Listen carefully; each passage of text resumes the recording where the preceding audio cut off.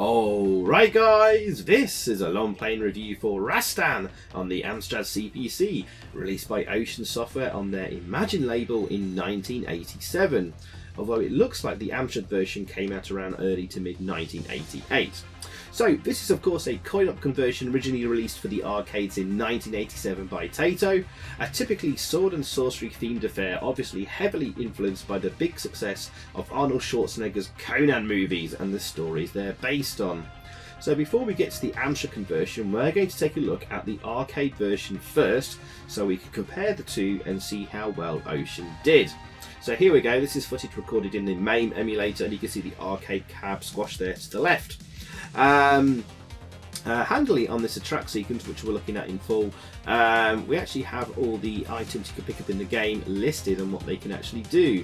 For example, the fire sword there increases offensive power by shooting a fireball out. Will all these appear in the Amstrad version? We shall find out. There's an item at the bottom though of this list called the rod, which has a question mark, you'll see in a second, which apparently is a mystery. There it is.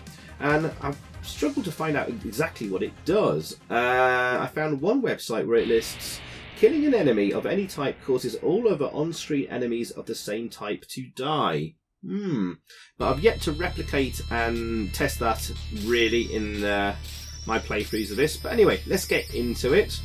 So we're going to take a look at an entire round with some edited highlights that are relevant to when we look at the Amstrad version. Now the first level of a round always starts outside, and the second level moves inside a castle, and then the third level is basically a boss fight. And as you can see, it's a side-scrolling hack and slash affair with some very nice graphics for 1987, and I think it still holds up pretty well today. Certainly would have done into the early to mid 90s. And some very quality graphics there that even perhaps a Sega Mega Drive would struggle to emulate properly. Anyway, oh, there's the flaming sword there. Also of note is the music. I think the music is really good and memorable in this game and really suits the well, the source material and what it's based on and what it's trying to sort of portray. Here's the end of the first level, where you always reach a castle and then you go inside the castle.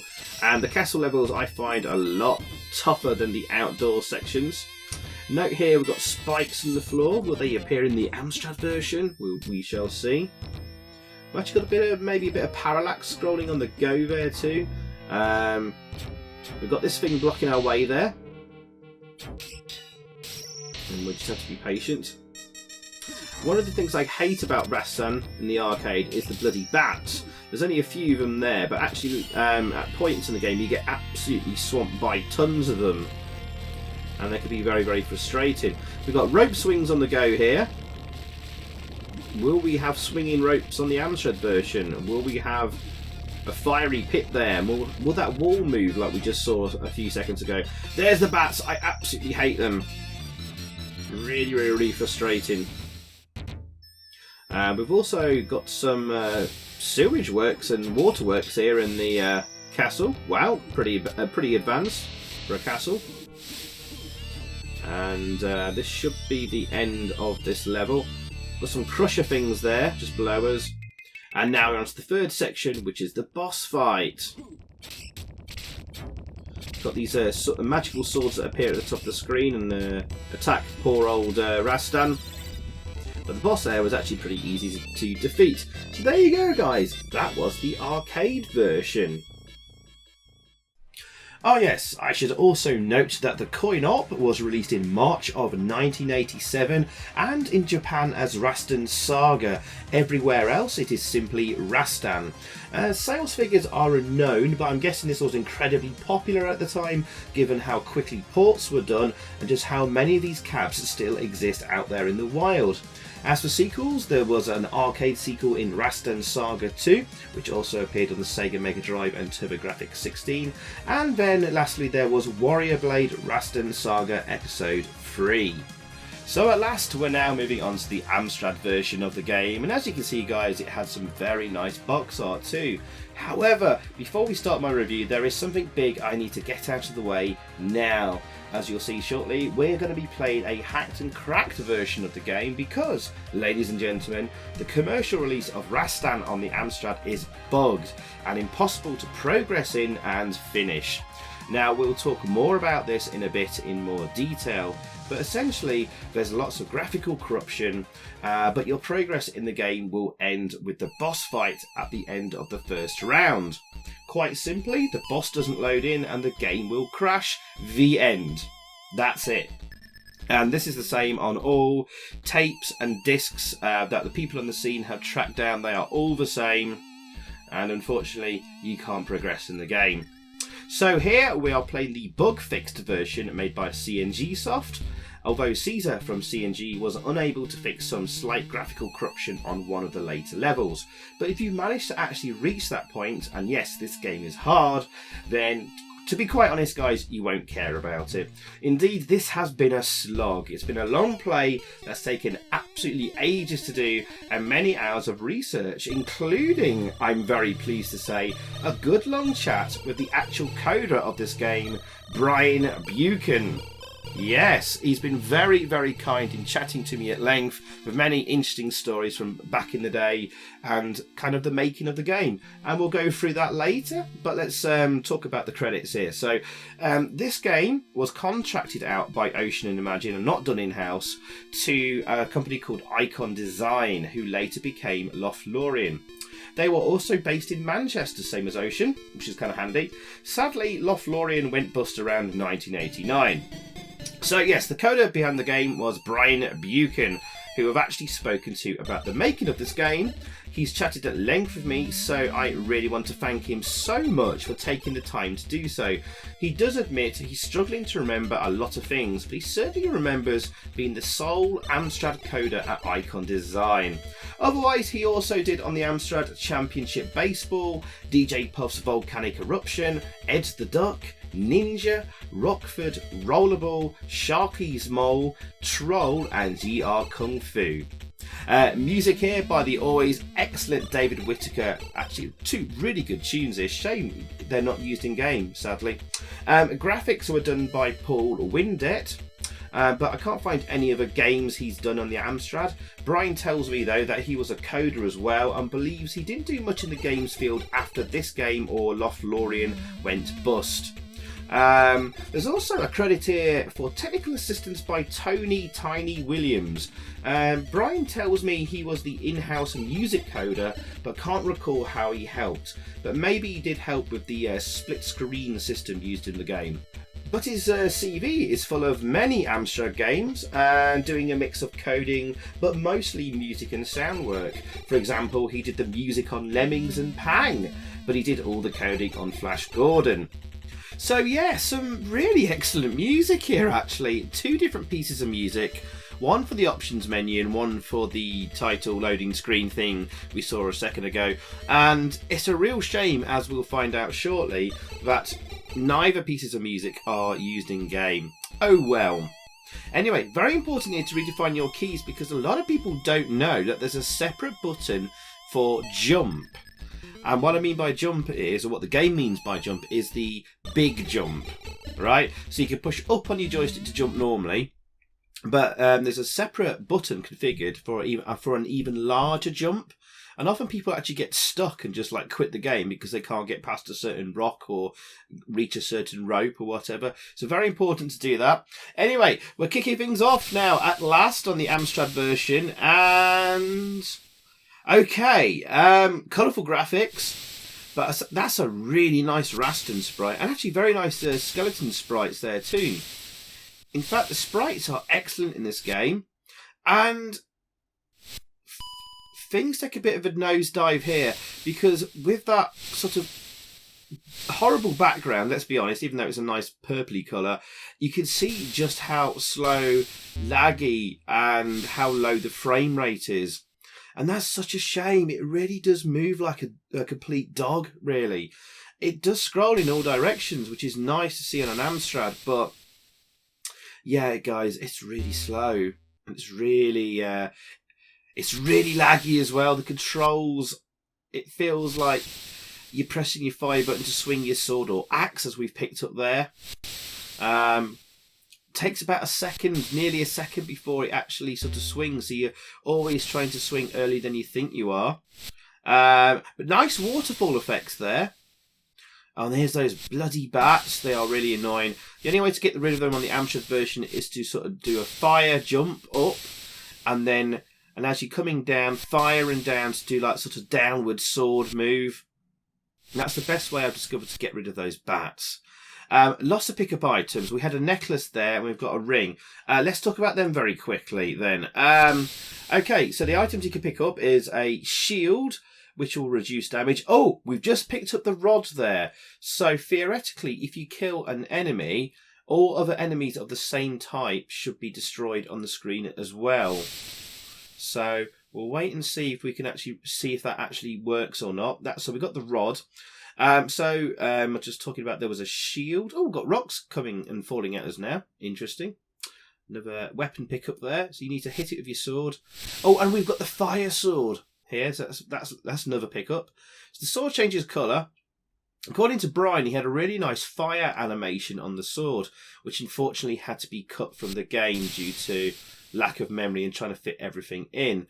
That's the shield. Then that reduces damage.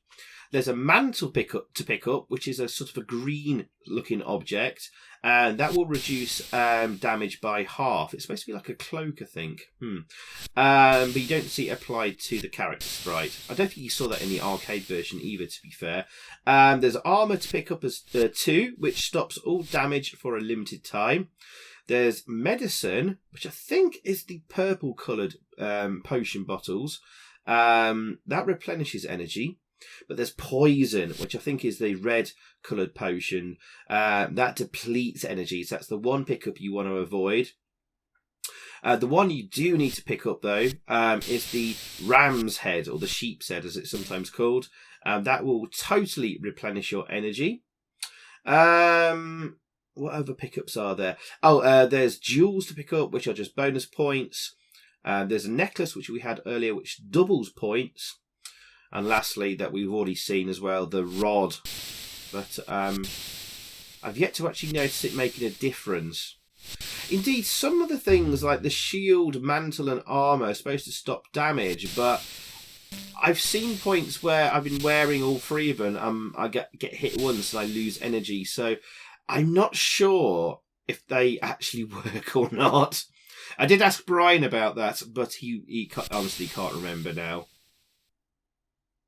But he does say to me when the game was handed over to Ocean and Imagine that it was all tested and working properly and stuff. But we'll come on to that in a little bit. Oh yeah, if your little foot touches a tiny bit of water, you lose energy. Bit weird. I could understand if it was lava, which we'll see later in the game. But yeah, Rastan sort of is instantly hurt by water. He can't stand water. Blimey. The rocks here, some very nice sprites actually. Yeah, the sort of dragon dog hybrid thing looks really, really good. The Rastan sprite looks really good. I mean, obviously the only animation is on his feet when he's moving, but that's all that needs to be done really. We just picked up the mantle. I think that is meant to be a cloak. I don't know. So apparently this should reduce damage by half, but and we do have the rod at the moment. I've just noticed. But the best thing to do in this game is always keep moving right. Keep moving and moving and moving, because enemies will just keep respawning. And on often you can just outrun a lot of them. We've lost the rod now.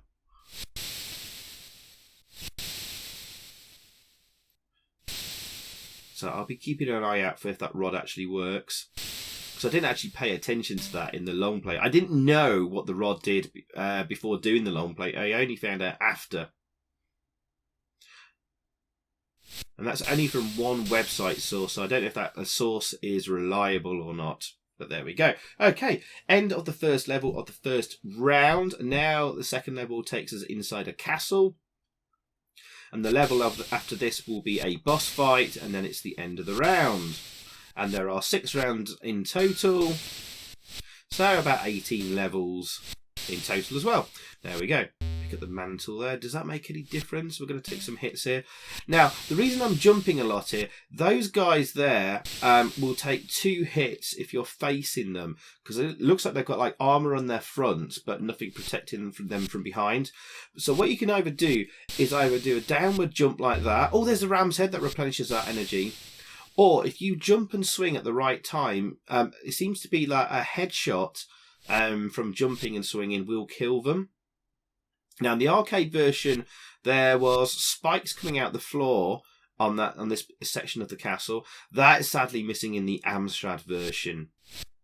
There was also some other things in this castle.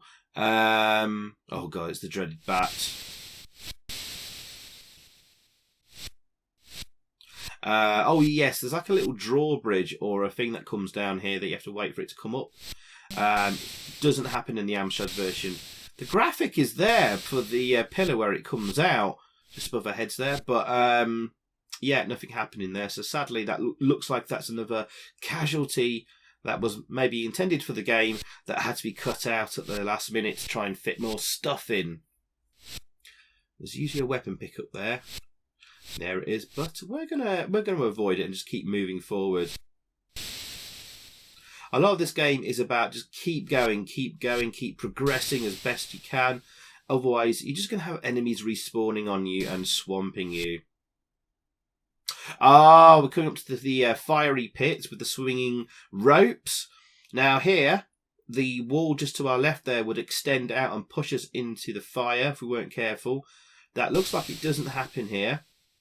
And the swinging ropes are stationary, so sadly, the Amstrad version is missing the swinging ropes. Is it a big loss? I don't know. But we do have some awkward jumps here to do. A bit of a leap of faith there. And it's knowing when to do a big jump and a small jump on this section. This is the section that often most people sort of repeatedly die at and then just go, oh, I can't be bothered with this game anymore.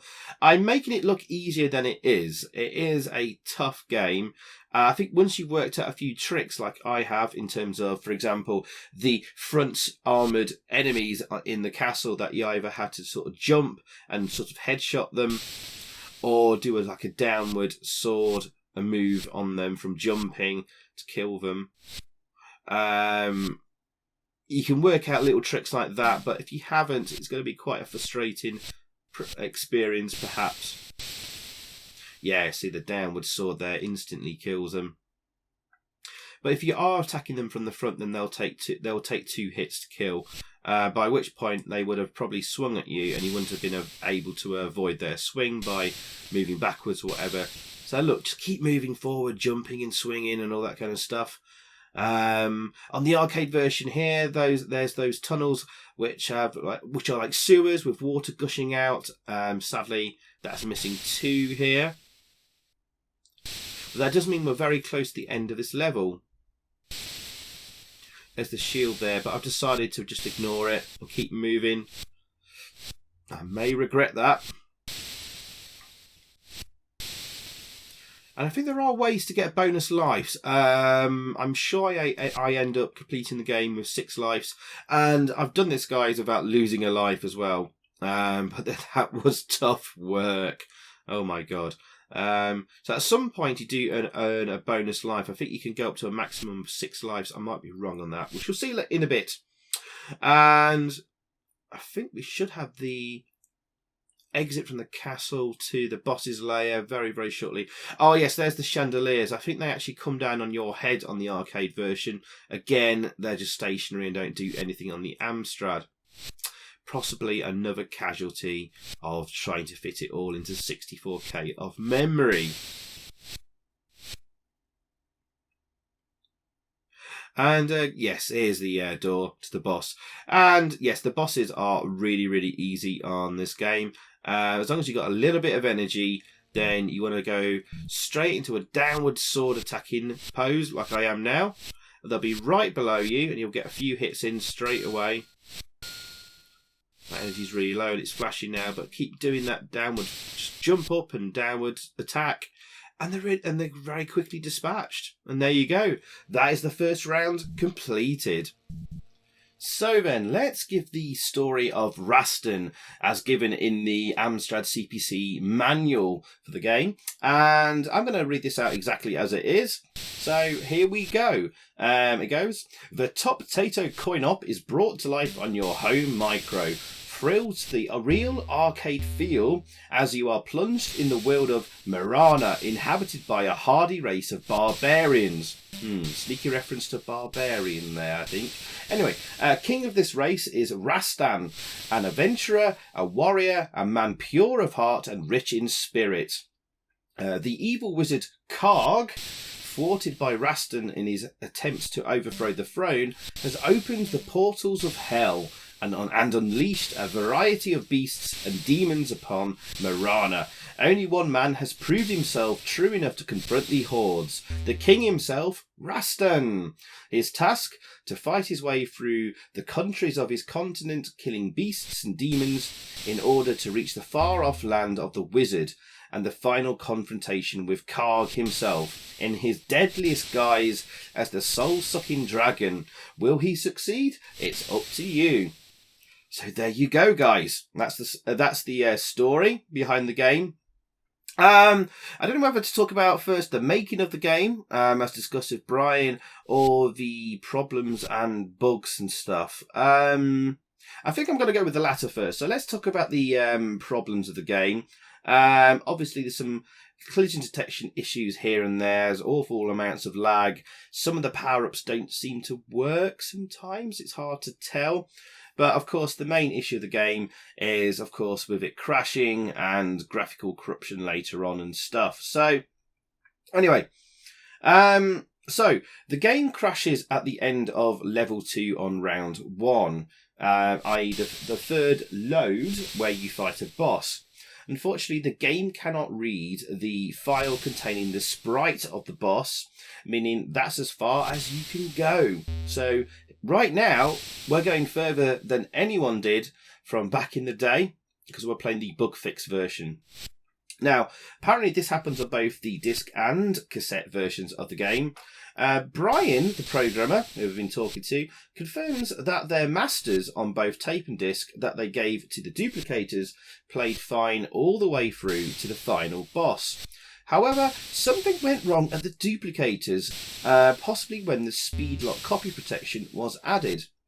There's a chap called DLFR Silver, who is heavily involved in the scene with dumping accurate and not cracked dumps of discs and tapes, is able to elaborate on the problem. He says that the boss levels and normal levels are not loaded the same way, but the copy protection doesn't take that into account. That's why the game doesn't work correctly. In order to get the levels and boss levels to load no matter what, you need to obliterate the tape loading error routine, so the error checking routine and loading, and let it load whatever data the CPC is fed with. Otherwise, the game fails. Sadly, some files are corrupted anyway, and as we'll see with some corrupted graphics later in the game, I think on level 1 of round 5, I think that's where it occurs. And unfortunately that data is unrecoverable. But with big thanks to Caesar of CNG Soft, he's produced a working version of the game that we can complete with only minor corruption to some graphics, as mentioned a few seconds ago. So yes, this sounds like the most plausible explanation, with the speed lock being added at the duplicators but being messed up by them. And this isn't the first example of this happening either.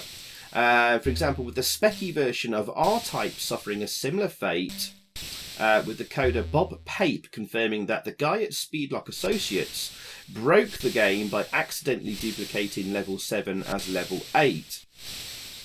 So, just to clarify, it sounds like the game, when it was being sent off to duplicators, i.e. Rastan or R-Type and the Specky, whatever, there's a guy in the middle of the duplicators and Ocean Imagine or Activision or whatever company that made the game, who takes that data and then adds the speed lock copy protection. But then he has to make sure he copies over all the right stuff, keeps the levels in the right order of data. Perhaps he adds the error checking routine as well for them. That's not, I don't think that's the programmer's job. So it's that guy who's responsible for putting the final tape together at the duplicators with the speed lock copy protection or whatever protection they decided to use. That's my understanding of it, and it looks like he cocked up or she cocked up. Whoever, anyway, they cocked up, and they cocked up Rastan, and this is what we're stuck with. Yes, I mean, there is a theory that this was an unfinished version of the game sent to the duplicators, which stems from the screenshots on the back of the box looking different to the actual in-game graphics. Unfortunately, that's probably a wrong theory. Brian already confirms that the status panel was originally in mode 1 and had a lot more detail, which you will see on the back of the box. But that had to be stripped out. What's more plausible is that Ocean Imagine used screenshots from an earlier version of the game before sacrifices had to be made. So, yeah, if you look at the back of the box, I'm not going to show it here because I'm just trying to keep the long play and the gameplay of that pure. I'm not going to sort of start inserting images. But if you want to go back and have a look at the back of the box at the start of the video and all that kind of stuff, you'll see that the status panel looks very different. And actually looks a lot nicer, and it's actually in mode 1 with a bit more detail to it. But Brian says, yeah, I did have a mode 1 kind of status panel at the bottom there, but I had to strip it out and simplify it, and we kept it all mode 0 in the end, purely to save space and get more content into the game. So the theory that this is an unfinished version apparently doesn't hold any water with Brian. He says it is what it is. And any messing up of graphics and loading of levels was something that happened after it went out of his control. So there you go. One last thing to mention, according to a post on the CPC Wiki forums, which so far I've been unable to sort of substantiate or verify, a French magazine, Amstrad CPC 100%, stated that Rastan was removed from sale by Ocean for bug revision, but it appears it was never corrected, and then later appeared in compilations too, as it is. So yeah, Rastan, as you see it now, later appeared on compilations, and it's the same, buggy mess or whatever. But if so, then Ocean knew about this after the release, but then decided to do nothing about it. Sounds a bit dodgy. To be fair, Ocean were pretty good with stuff, but they do have their dodgy moments as well. But I think it would be unusual of Ocean with all their playtesters to allow a broken product to go out. But, well, we'll ignore Robocop on the C64 here. And also the fact that there are other bugged versions of Rastan for other systems out there. But anyway, that theory and that apparently that Ocean pulling it from sale, I've not been able to substantiate anywhere, so should take that with a pinch of salt. Okay, so that's the round 2 boss destroyed, and I think we can move on to talking about the making of the game, which I've been chatting to Brian a lot about, and I'm going to piece this together from his words both to me and what I found here, where he's been discussing the game on forums and Facebook posts and stuff like that. So this is going to be an amalgamation of all those things, because Brian doesn't have a huge amount of time to go into great deals of depth with me, and he has covered things previously elsewhere to an extent. So I'm going to sort of piece all this together. Brian says that the timescale for the game was probably 12 to 16 weeks, but remembers that he went over there and got a massive telling off for it. And he says himself that, I quote, "It was a total bitch to fit such a big game into such a small machine. It wasn't ported from the Specky. Both versions were written from scratch, as close to the arcade system as we could manage." He says, "I compressed all the graphics as much as possible, used split sprite techniques to increase the variety, and some nice double V-sync effects to try and use hardware scrolling to keep the speed up. But basically, it was pushing the machine too far. I was also working on other titles at the time since the company was under pressure to put out product. So it was not the most fun project I ever worked on. Lots of the graphics that were produced for it had to be binned or simplified, but overall, for the time, it came out well. And he goes on to mention that the specky version was written by another coder in a different office, so we didn't share any code at all. Just to clarify before people shout about, oh, this is a bad specky port with just Amstrad graphics and blah, blah, blah. No, not the case. He said that he had less trouble with the memory overhead due to the simpler graphics on the Spectrum. It actually had to fit in 32K on the Amstrad, as we used two 16K screens to get back buffered sprites displayed, hence the compression. I did ask him about the differing screenshots on the back of the box. I've already covered this earlier, but I will go over it again. When the first level and baddies were in with a Mode 1 panel, it looked wonderful. But as we slowly had to add more and more content, we had to sacrifice more and more detail, like the flaming sword animation. Ooh. I mentioned that earlier, that he actually had a flaming sword animation. Actually, hopefully this might be a flaming sword hit. No, it's just the spiky ball thing. And anyway, he carries on, and the game just got more and more strict. That again was not uncommon back in the day. If I'd been allowed to make a 128K only version, it would have looked wonderful, played a lot faster due to not needing to compress so much and waste real time cycles decompressing. But we had to strip so much content from the game to fit it in. It was a pale shadow of the first demos we produced. We were able to get a nice scroll, an update rate with just Rastan and a few things in place. So all the features were in, but as we had to make the maps bigger, then compress them, then add new characters, then compress them, things got slower and tighter, and so much content got dropped. So there you go. The reason Rastan is so slow is because it required so much putting in to get it like the arcade version, and the only way to do that was compressing all that data to fit it in. But then you have to decompress all of that in-game, which wastes valuable CPU cycles. I mean, maybe there are other ways of doing this. I mean, we have seen scrolling games on the Amstrad that are platforming and action-based and stuff like that, and there's lots of stuff going in there, but it takes some very clever techniques to do that, I suppose, and perhaps a different approach. But and maybe if Brian had taken a different approach from the start, maybe we'd have seen a different Rastan. Who knows? But as he says, his early demos of the game with just Rastan and a few enemies, it was like playing really smoothly and fastly. So, logically, you'd think, right, okay, let's go ahead. That's looking and playing good. Let's carry on. Let's carry on going down this path. But when you start adding the stuff in that's required, like more enemies and a bigger map or whatever, suddenly, oh dear, we've got problems. So maybe it was a lesson learned for Brian. I don't know. But certainly, it doesn't sound like a fun experience for him. I mean, other people around forums have commented on the technical aspects of this game.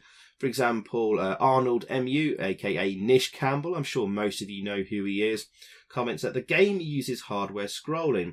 It uses rupture to split the screen between play area and panel, but it looks like the rupture lost sync and it just kind of all broke.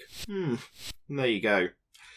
So that's kind of, I think, as much as I'll give really about the making of the game really and sort of the programming behind that. I don't often get to go into this amount of detail, but I find it interesting even if I don't really understand half the things. I have a basic understanding, and I'm sure most of you watching do too, and I believe most of you sort of find this stuff interesting, so I will continue to try and dig out this information on all my long plays if I can. It's not always possible, especially when you don't often have the programmer from back in the day so willing to talk to you.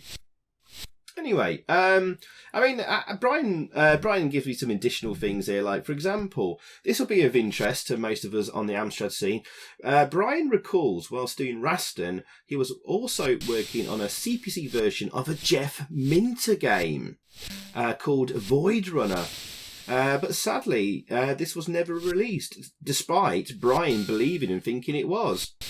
He strongly believes that this game was fully complete and would have been very special, considering this would have been the only Minter game released on the Amstrad. I mean, there was a Psychedelia from Jeff on the Llamasoft label released for the Amstrad CPC, but that isn't really a game. The packaging calls it a light synthesizer, and you can make pretty patterns of lights and pixels and stuff on your Amstrad screen, and that's literally it.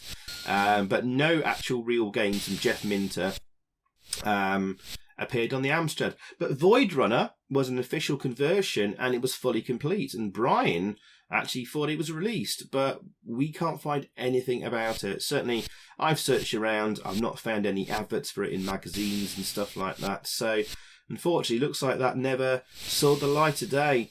And before anyone asks, I have asked Brian if he still has the discs from when he coded it, and he says definitely not, no. Unfortunately, they'd been lost probably not long after he finished the game, because back then, as he says, archiving was a thing that was never really considered. It was like, you got the game done, it was put out there. Maybe someone still had the masters or whatever, the duplicators, and that was it.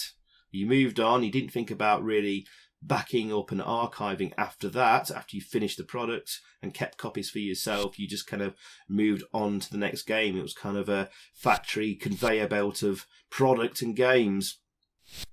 As difficult as it is maybe for us to understand today, especially when we have the internet and cloud storage and various backup solutions and stuff, but backing up then was costly, and space was costly in an office and a warehouse too, for storing all these backup discs and stuff like that. So yeah, unfortunately that is probably lost to the midst of time. But there was a finished Jeff Minter game on the Amstrad. But there you go. Thank you, Brian, for that tidbit of information there. Okay, I think at this point, let's talk about the other versions of the game on the other systems. And there's quite a few releases here. So let's start off with the big rival of the Amstrad, I suppose, the ZX Spectrum. Let's not call it a rival. Let's call it our close cousin or whatever. Well, on the Specky, this is actually really impressive looking game on the Specky. It's got a really huge, big Rastan sprite that is well drawn and animated. Very good. It's quite colourful for the Specky, and it moves at a decent speed. There's even some parallax scrolling on the go. Wow. And if you have a 128K Specky, you get excellent AY renditions of the arcade music in game. Yay! Excellent. However, as you play it more, its weaknesses start to become more clear. For example, dropping into the cave in the first level is a very bad idea. The scrolling of the cave background is at a really low frame rate and is really horrible on the eyes. You can barely make enemies out. Speaking of which, you can barely see the swinging ropes in the castle level, which is going to make things very difficult. It also becomes frustratingly hard in places with poor game design of the enemies, and if you have to scroll left, your character is nearly at the far edge of the screen before it scrolls, meaning it's fairly impossible to avoid taking damage. Oh, that's a nice looking boss sprite there, but again it's pretty useless and pretty easy to dispatch here at the end of round 3 on the Amstrad one. So yeah, a lot of frustrations in the Specky version. But yeah, as I was saying, as it scrolls left, if you're moving left, it's impossible to avoid taking damage from enemies appearing from the left. Lastly, the 128K version is also bugged due to it in 2 places trying to load the wrong level data. God, it sounds like the Amstrad one. And there's also a boss level that fails to load too. Wow, that's even more like the Amstrad version. Apparently, it can be fixed with pokes, but again, it's really bad. Ocean let it out like this. Oh, and it's also really hard to pull off the downward sword attack move, which you saw me using on the bosses a lot and just there. And that's an essential part of Rastan. So, wow. After like a really impressive start to the game and impression, the game really starts to go downhill for me. And with like all the bugs and stuff on the other version, on the 128k version, which is the one you want to play because it's got the music, it's a real shame. I know it's been highly rated at time, Rastan on the Specky, but you've got to be realistic. There is a lot of problems with it, a lot of problems. But it does look very nice in places. And other places, you can't see a damn thing. But there you go. Oh, and in terms of an ending to the game, it's just a text screen ending. Right, moving on to the Commodore 64 version. Wow, it has fantastic SID renditions of the arcade themes. Really, really, really good music. It's probably the best thing about the game. It has a really excellent loading screen as well. Really, really well done for the Commodore 64. But I mean, it plays really smoothly too, albeit slow. But graphics-wise, the sprites look really bad, and the background graphics are not very impressive too. I would go as far to say that the graphics are poor on the Commodore 64 version. But otherwise, it's a solid port, quite faithful to the coin-op.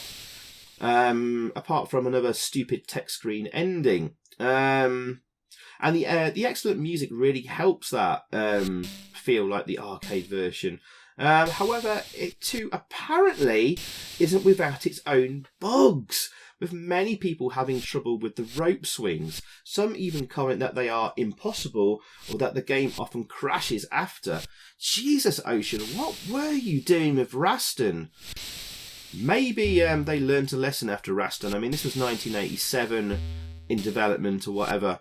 And maybe after the disaster of Rastan and its bugs and crashes and stuff, which I'm sure people must have reported to them at some point, maybe they employed more play testers after them, because since then, Ocean to me have always been a fairly solid and reliable company that didn't pump out a lot of crap, unlike, say, like US Gold or Domark or anything like that. So, what a shame. How about the MSX2 then? This came out on the MSX2, and this looks pretty faithful to the coin-op with a decent Rastan sprite and background graphics. What a shame that your enemies don't look so hot. All the enemies are in all one colour and look pretty dreadful for it.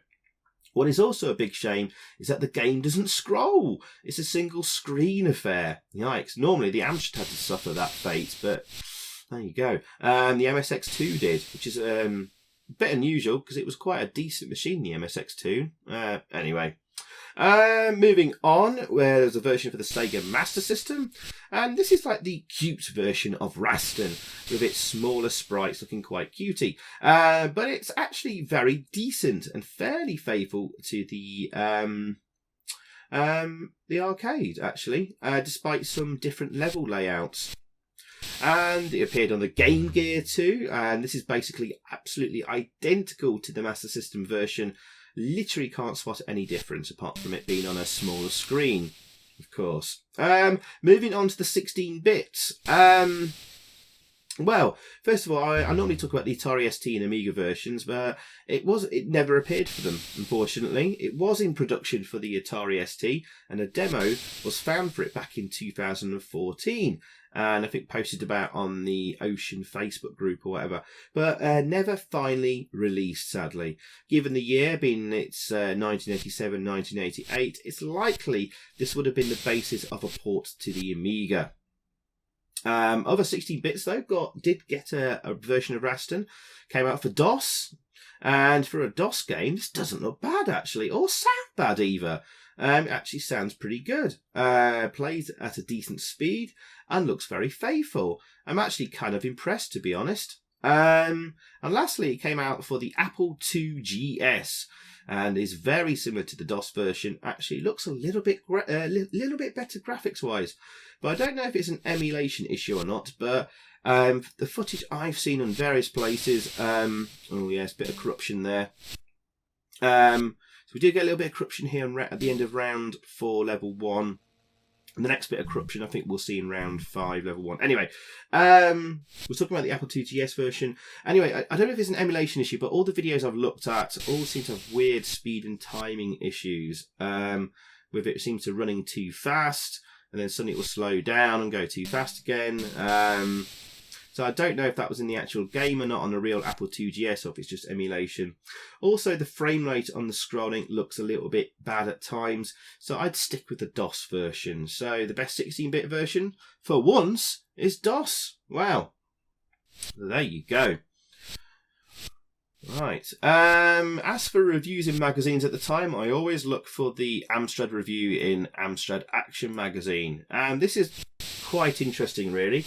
It was never reviewed, or at least never given the full review treatment on its own as the standalone full price game, which is odd, very odd. And it's weird that the French magazines of the time, I think like at least 2 of them, reviewed it in November-December issues of 1988. But why didn't Amstrad Action do that? Usually they wouldn't review a game if they didn't get sent a review copy. Rather famously, they never actually reviewed the full price version of RoboCop because Ocean just didn't bother to send them a review copy, which is strange. And maybe that happened here too. So AA went, stuff them, we're not going to go and buy a copy and review it. Send us it, we'll review it. If not, sod off. And that's what I'm guessing. However, they did review it as part of the Taito Coin Up Hits compilation in December of 1988, and that was issue 39. But no real critique of the game, just a brief mention and no individual score. But yeah, so it does say a lot that Ocean didn't send a review copy to Amstrad Action, and also it says a lot that they shoved it out on a compilation not long after its release.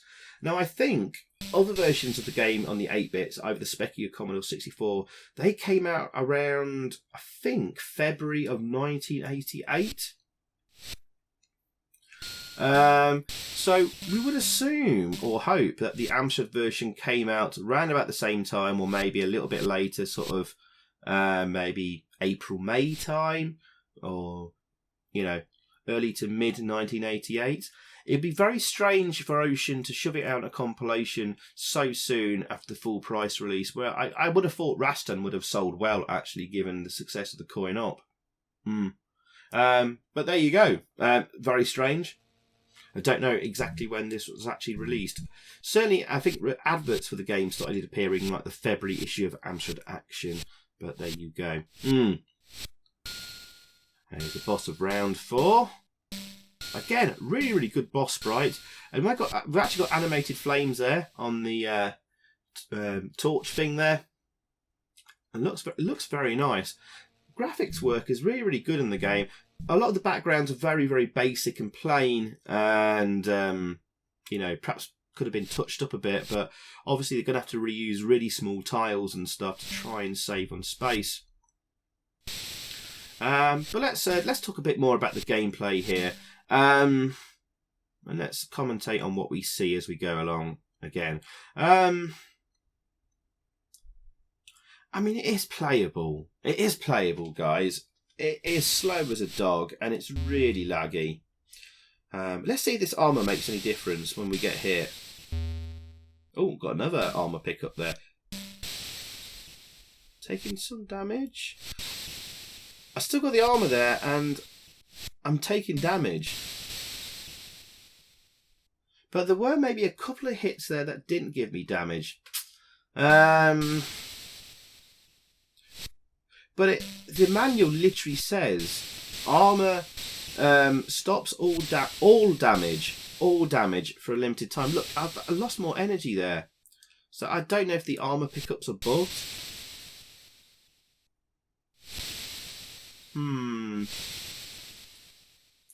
That's a shame. Yeah, we get some corruption here now. I don't know if that's meant to be water or lava. Don't know why that's gone wrong, but you know, we can live with that. It's not particularly severe corruption that's all over the screen, masking what you need to see to play the game or whatever. You can still carry on and play the game.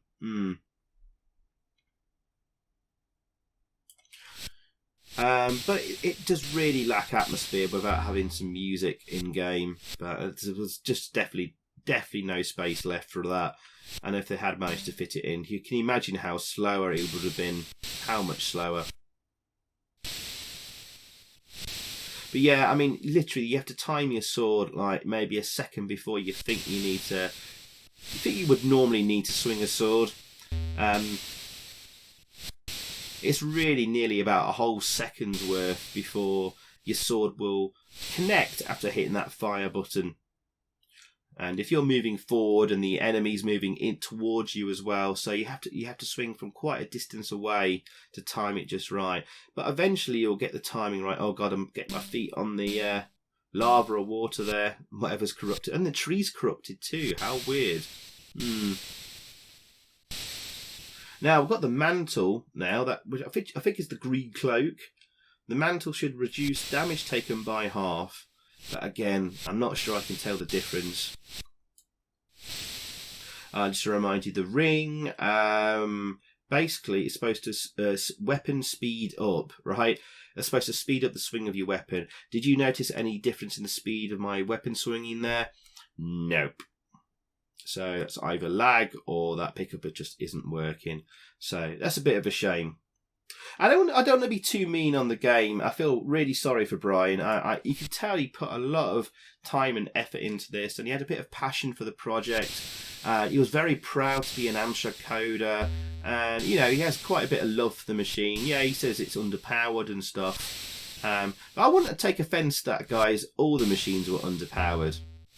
Some people may say, well, the Commodore 64 had hardware scrolling and hardware sprites and stuff, but that was very, very limited in how you could use it too. So, all the machines had their limitations and stuff like that, and you just had to do the best you can in the very, very short time frames that management and advertising executives gave you. So I do remember that, guys. And I'm sure Brian will be watching this video too, so let's all be nice. He's very, very kindly taken time out of his busy schedule to talk to me, so I'm very appreciative of that. Should be near the end of this level. And then we don't have far to go then, guys.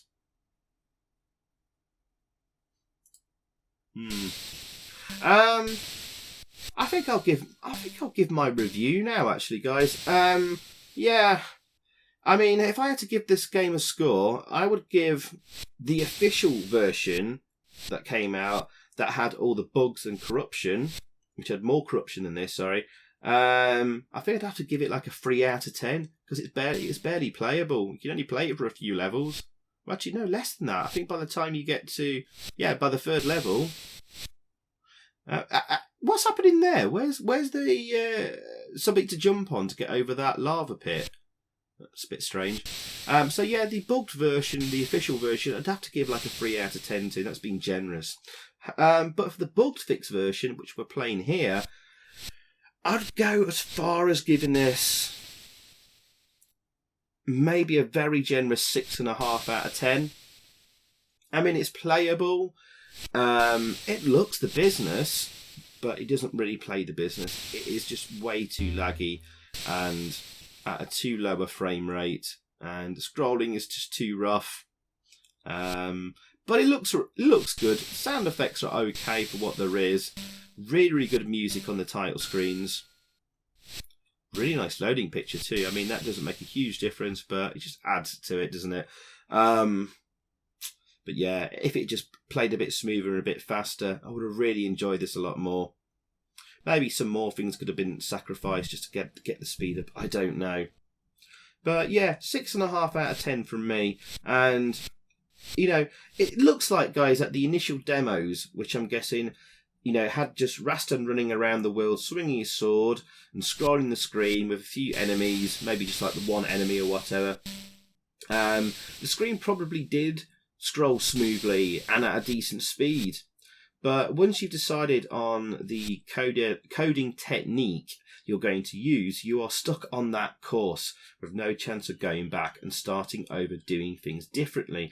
With the short time frame given by producers and directors and advertising executives, there's no chance of that happening if you decide, oh crap, this isn't working out, I want to go back and do things differently.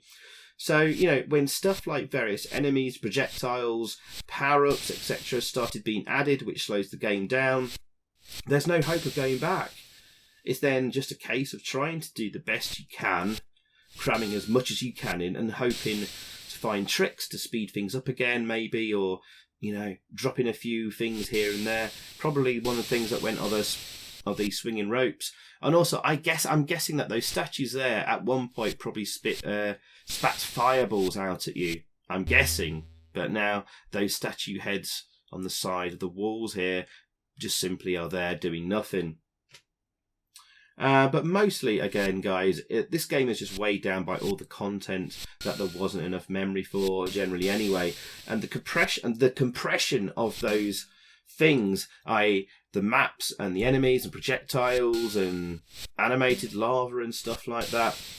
You know, this had to all be compressed to fit in to the memory available, 64K, and then decompression in the game meant that the game suffered, because the game has to like decompress all this stuff on the fly, and that eats up valuable CPU cycles and stuff like that. So you live and learn, I guess, as a programmer. And of course, Brian went on to do much better things. I mean, I'm a big fan of his Ed the Duck game, and Rockford was really good fun too. Ninja was a fun little budget game as well. What else did he do? Yeah, Yi Ya Kung Fu, although he was a co-programmer on that, I think. Yi Ya Kung Fu is brilliant. And DJ Puff's Volcanic Eruption, I can't remember that very well, but I think that was okay. But there we go. So that's my final score, guys, for this one. I'm going to give this, if you're playing the CNG soft version, a 6.5 out of 10. Otherwise, it's a 3 out of 10 for like the official product, unfortunately. It is what it is. Sorry, Brian. But, I know there's a lot of love and passion that was put into this in the very, very short amount of time you had, and Brian was working on other projects at the same time. For example, that Jeff Minter game we talked about earlier, Void Runner.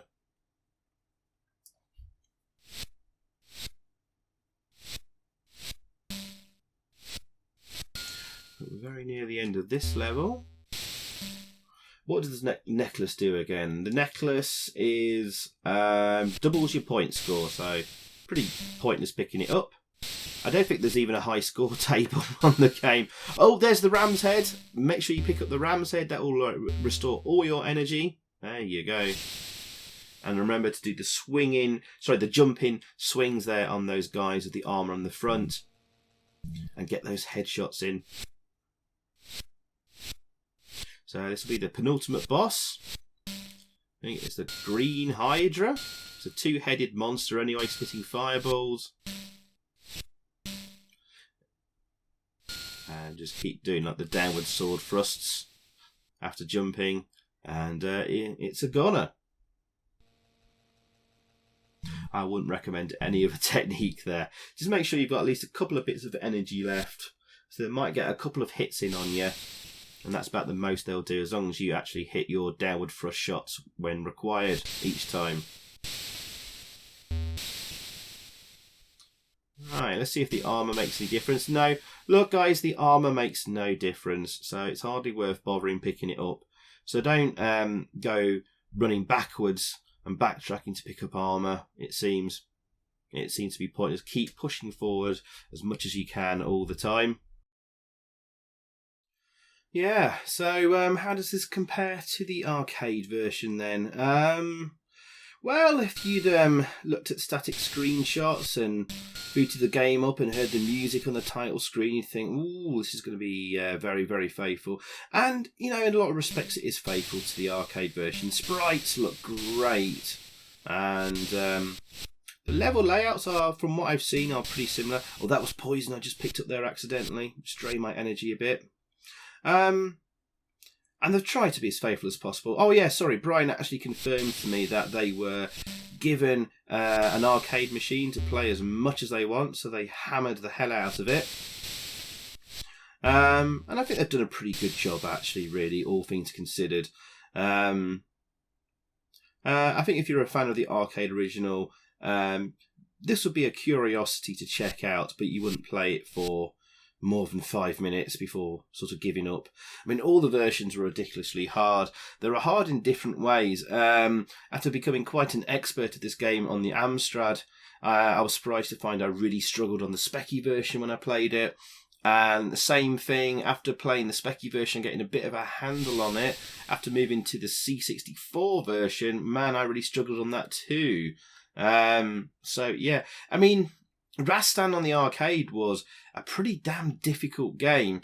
But then again, I have watched people basically speedrun Rastan the arcade version with hardly taking any damage whatsoever, let alone losing a credit. So it's definitely perfectly possible. You just need to know all the ins and outs. But yeah, we'll just keep watching this footage then. I'll commentate on what I see and what I think. Because we're very, very near the end of the game. We've got one more level, and then it's the final boss confrontation. And will we see an ending screen? We shall see. The game can be pretty barren in places. Like, there's no enemies at all on this section until that bat just arrived.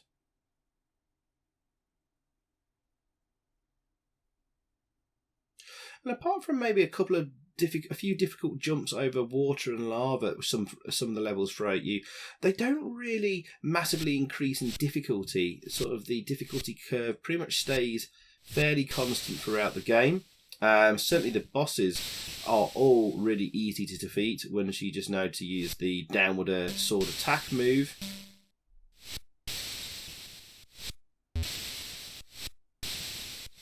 I don't know why the hell I'm going for that ring when my energy is so low. It's probably the lowest it's been for pretty much the entirety of the Longplay.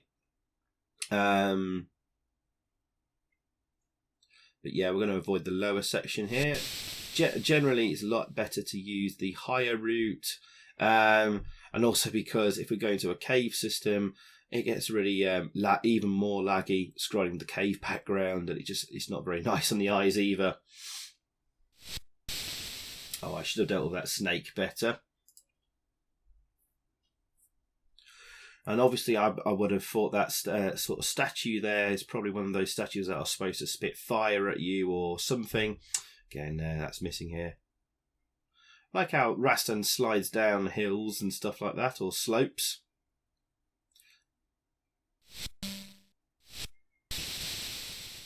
Not sure why that guy didn't die fairly quickly. Or there, because I did the downward sword attack move on him. So yeah, guys, as well, I mean, I have to make mention of the collision detection and stuff. It is quite iffy sometimes. And I figure that is another byproduct of the lag. But there you go.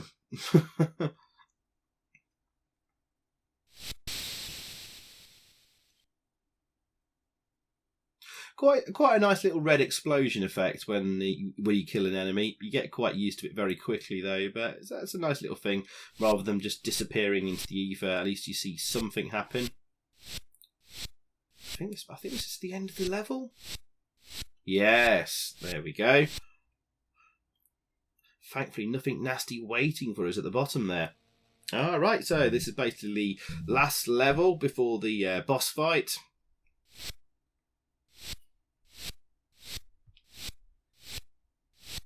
And if you're dropping down, always be doing that downward sword move. You never know what's waiting for you at the end there. And you can just hold that move. Took so much damage there, but I saw the bats were coming too, so it was just best to sort of push on through and hopefully get through. Perhaps I should have... Oh well, yeah. I was thinking maybe I should have waited there for that guy to drop down and did a jump attack move on him. Never mind. Now, those sort of like blue wizards and stuff, I like when they spawn because there's actually seems to be quite a higher chance of them dropping a healing potion or ram's head. Instead, I just get a stupid necklace. Never mind.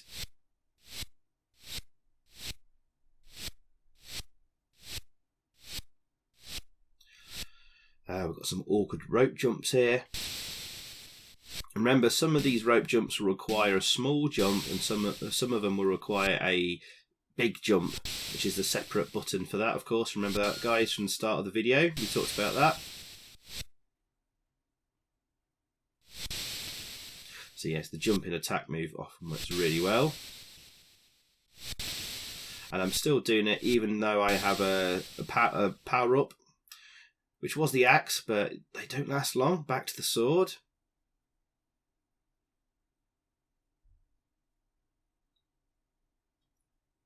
Still yet to get any energy back, and I don't want to lose any more before the final boss, because most bosses will take at least 2 sort of chunks of your energy away.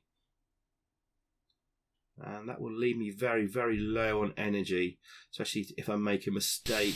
Oh, God. Whoa, I got that nice there. That's the only way I can deal with those bats. Jump up with a jump attack sword, move, and then firing down for the downward sword thrust.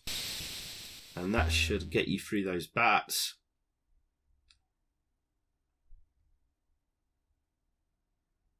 But again, pretty sparse and barren, not much happening.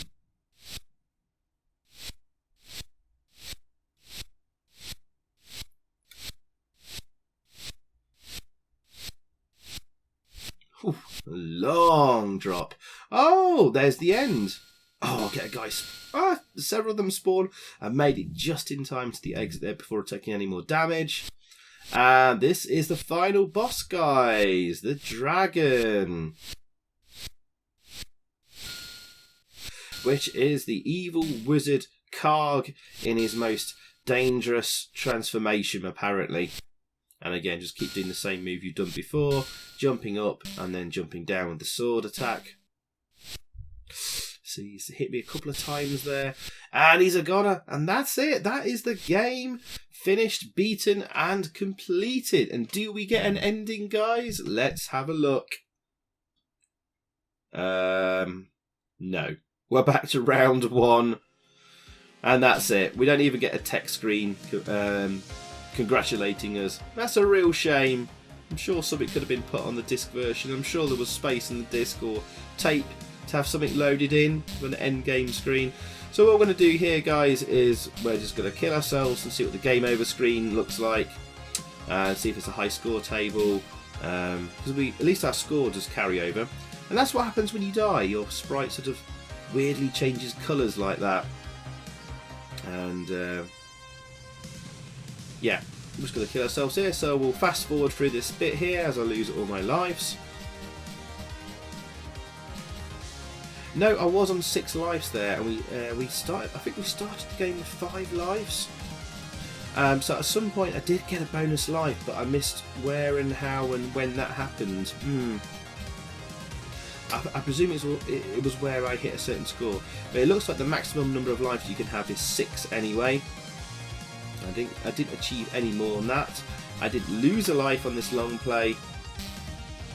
Alright, there we go. This should be the final bit. And there we are. What do we get?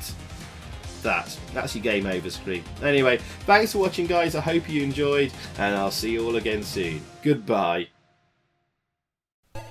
So thanks for watching, guys. I hope you enjoyed that. If you did, please click a like below, leave a comment, and also subscribe if you haven't already. And over that way, there's another video for you to check out. Zypho, out.